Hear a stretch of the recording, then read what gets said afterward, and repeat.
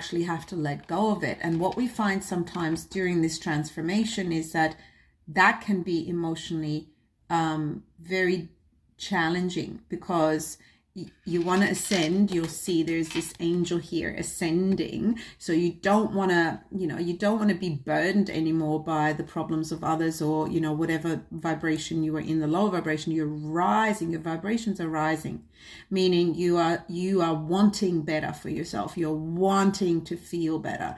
Your well-being is telling you, your soul is telling you, nah, yes, I want to feel good. Right, so as you're wanting to feel good, you are leaving all this behind. So there are some people, places, energies that you have to leave behind, even if it's just for the duration of that transformation, until that changes. But ultimately it's giving up something, sacrificing the burden, letting go of these rods. He can just drop them.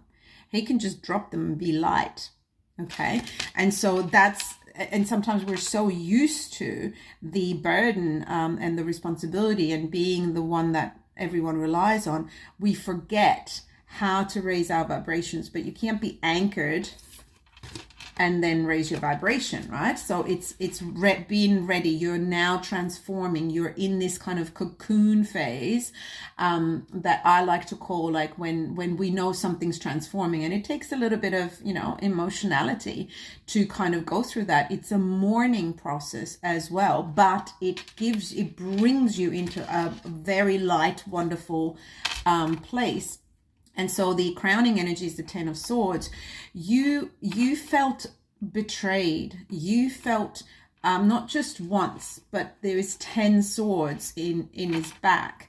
So, this betrayal wound is something that you may have carried for a long time, where you do everything you possibly can, and you're responsible and you take your obligations. However, you always end up feeling like this. You always end up feeling betrayed.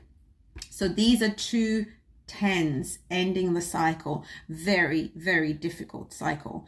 But in order to so that this is the dawn here, right? So there's always a new beginning, and you're ready for that new beginning, but it is a case of transforming it. So be very mindful of what it is you in your current magician energy, which is extremely powerful, what you create. So my suggestion is to really find yourself some space where you go for a walk, or you do things that are extremely neutral and peaceful, where you